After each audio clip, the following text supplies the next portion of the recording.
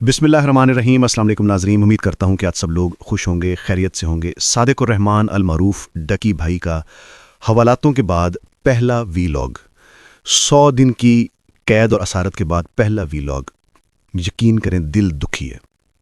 तकलीफ़ में हूँ कि इतना भी जुल्म हो सकता है किसी पर, इतना भी जुल्म किया जा सकता है किसी पर, इतनी भी नाइंसाफ़ी की जा सकती है किसी से, इतनी भी अंधेर नगरी हो सकती है। ये सब हो सकता है।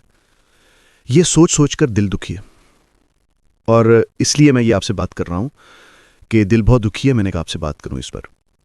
सादिक उर रहमान अल मारूफ डकी भाई, मारूफ यूट्यूबर, मशहूर यूट्यूबर, आप सब जानते ही होंगे।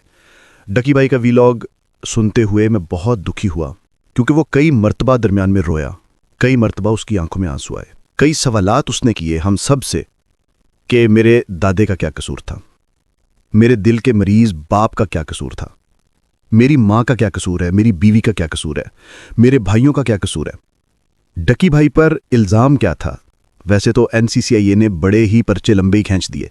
इस तरह लग रहा था जिस तरह ये कुलभूषण यादव का साथी है जो अब पकड़ा है, जिस तरह फ़ख्र से वो एडिशनल डायरेक्टर जिसने मुझे भी बेवकूफ़ बनाया, सरफराज चौधरी, जिस तरह फ़ख्र से वो बयान करता था वी वेस कोट पहन के और कहानियां बयान करता था उसको बेगैरत का एक पॉडकास्ट में।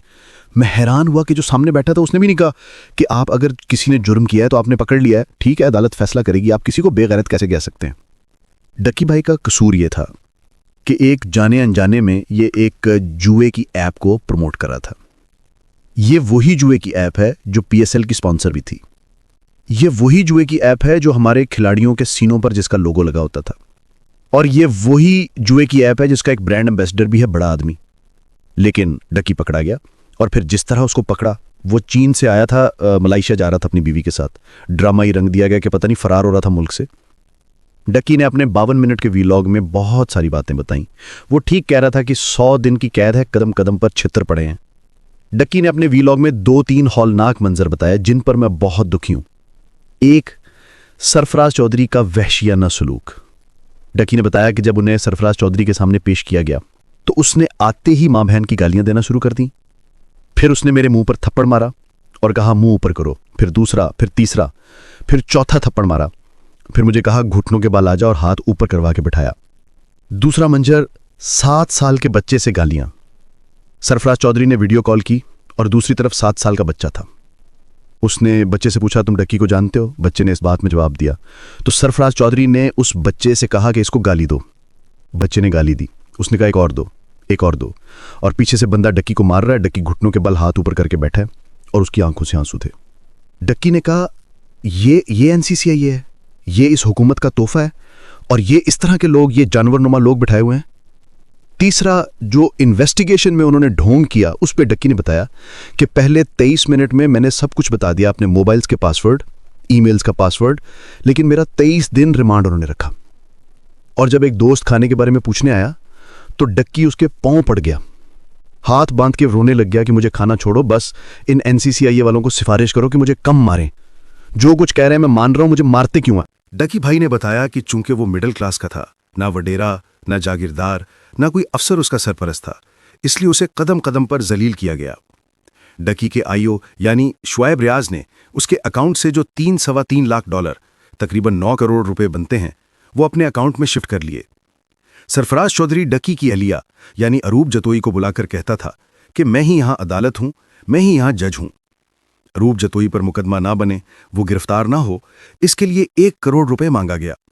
डक्की ने अपने मामू से 60 लाख रुपए लेकर अरूप की इज्जत और जान बचाई। 23 दिन का रिमांड और फिर जुडिशल करने के लिए 30 लाख रुपए दिए गए। 4 मजीद पर्चे तैयार थे जिनको ना देने के लिए 4 करोड़ रुपए मांगे गए। डक्की ने रोते हुए बताया कि मेरे सारे खानदान के अकाउंट्स फ्रीज थे, दादे के अकाउंट तक फ्रीज थे। मेरा सारा खानदान मकरूज था, अब्बा जी के इलाज के लिए पैसे नहीं थे। मेरा खानदान कर्जा ले लेकर एनसीसीआईए का पेट भरता रहा। जब डकी भाई गिरफ्तार हुए तो सरफराज चौधरी ने एक पॉडकास्ट में उसे बेगैरत कहा, जिस पर मैंने एतराज करते हुए सरफराज चौधरी का इंटरव्यू करने का फैसला किया।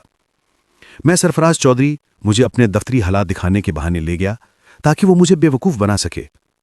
वो मुझे हवालात भी दिखाकर ले गया जो गंदगी के ढेर के साथ थी। अचानक उसने डक्की को हथकड़ी लगाकर कमरे में बुलाया, हथकड़ी खुलवाई और कुर्सी पर बिठाया। सरफराज चौधरी ने डक्की से पहला सवाल किया, ओए दस, मैं तनु मारिया है? डक्की ने कहा, नहीं। मैंने भी पूछा, क्या आपको मारा है? उसने कहा, ना तशद्दद हुआ है, ना पैसे लिए हैं। मैं क्या करता? एक तरफ सरफराज चौधरी कह रहा था, दूसरी तरफ डक्की भाई दबाव में उसकी हाँ में हाँ मिला रहा था। मैं भी उस दिन बेवकूफ़ बन गया। उसके बाद डक्की की फैमिली आई।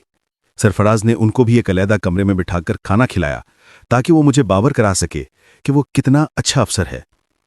मैं आज डक्की की फैमिली और डक्की से माजरत खां हूं कि मैं उस वक्त उनके क्राइसिस को नहीं समझ सका और सरफराज चौधरी के झांसे में आ गया।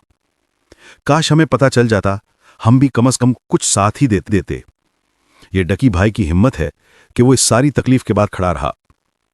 अरूप जतोई की हिम्मत को दाद देता हूं कि वो पहले लम्हे से आखिरी लम्हे तक बहादुरी से खड़ी रहीं, हर जहनी टॉर्चर और तकलीफ से गुजरी और अब खुद मुद्दई बनी हैं।